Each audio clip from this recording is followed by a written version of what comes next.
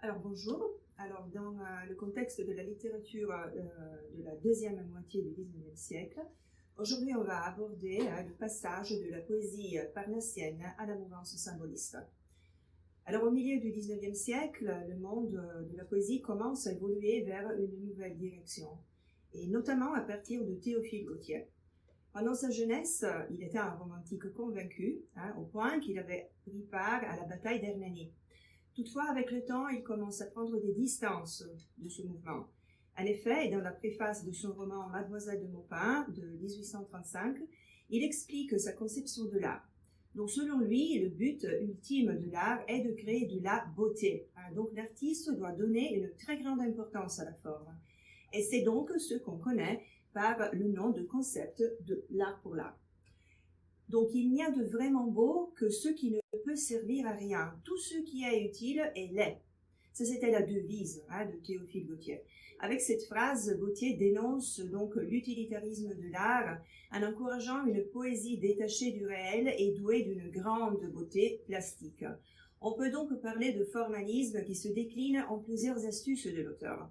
Donc une recherche lexicale, des effets sonores et rythmiques, des figures de style et versification. Et donc, pour résumer, les poésies devaient être raffinées et ciselées comme de petits bijoux. Donc, cette recherche de la perfection formelle, enfin, est un moyen de vaincre ses angoisses par la beauté. Donc, Gautier inspire le mouvement du Parnasse et il est très admiré de ses pairs, notamment par Baudelaire qui lui dédie ses fleurs du mal. Après la publication de Mademoiselle de Maupin, d'autres auteurs adhèrent à la conception de l'art de Gautier. Et à partir du principe de l'art pour l'art, ils forment le groupe du Parnasse. Le mouvement était composé de différents poètes, parmi lesquels, par exemple, Charles Comte de Lille, Théodore de Banville, François Coppée, Catulle Mendès, René Sully-Prudhomme, José Maria de Heredia. Il publie aussi une revue littéraire, le Parnasse contemporain. Le nom du groupe est très représentatif de l'idée du culte de la beauté. On sait que le Parnasse était la montagne où vivaient Apollon et ses 9 muses. Les principes de la poésie du groupe « Un beau poème ne doit servir à rien » est donc le principe de base de ce mouvement poétique. Et pour atteindre cet objectif, on passe par la recherche de la perfection formelle qui se réalise par une recherche esthétique et donc le culte de la beauté.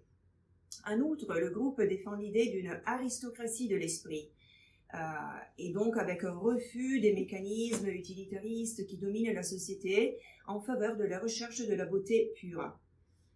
Et donc cela passe aussi par le biais d'une poésie qui se voit impersonnelle, l'abolition des sentiments personnels, l'objectivité, la neutralité politique en réaction au romantisme bien sûr.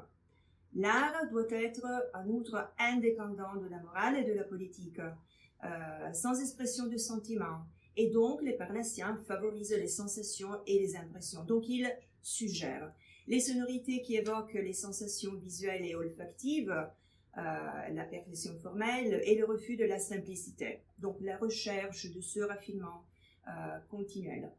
La célébration du dépaysement géographique et historique est aussi un aspect important des Parnassiens, et donc on privilégie les paysages exotiques, les mythes anciens, et notamment le culte du travail. Donc le poète est vu comme un sculpteur qui transforme le langage en beauté.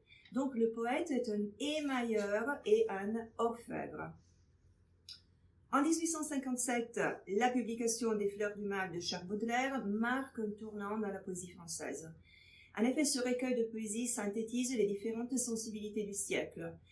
Quelles étaient ses influences sur Baudelaire? Alors, bien sûr, le romantisme, et donc dans la façon de concevoir la beauté.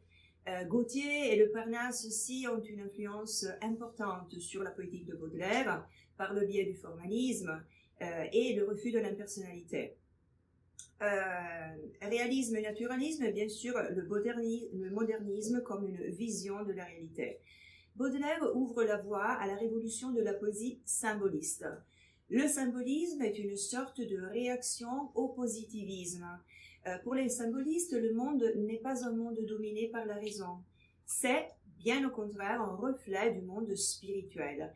En effet, pour eux, la vérité n'est pas matérielle, mais symbolique et donc supérieure, abstraite et invisible. Et donc là, on peut rencontrer encore une fois, donc à l'époque de la Renaissance, cet aspect était, disons, mis sur scène par les poètes de la Pléiade, hein? Donc l'influence du néoplatonisme, cette idée que le monde réel n'est qu'un reflet d'un univers supérieur. Les symbolistes donc remettent sur scène cet aspect et donnent beaucoup d'importance à la musicalité des mots, et notamment en ce qui concerne Verlaine, hein, de la musique avant toute chose. La musicalité des mots, capable d'établir donc un lien entre le matériel et l'immatériel.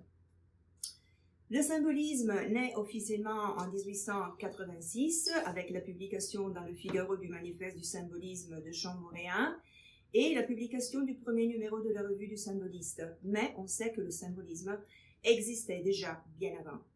Et donc Baudelaire est vu dans ce contexte comme un innovateur, un précurseur.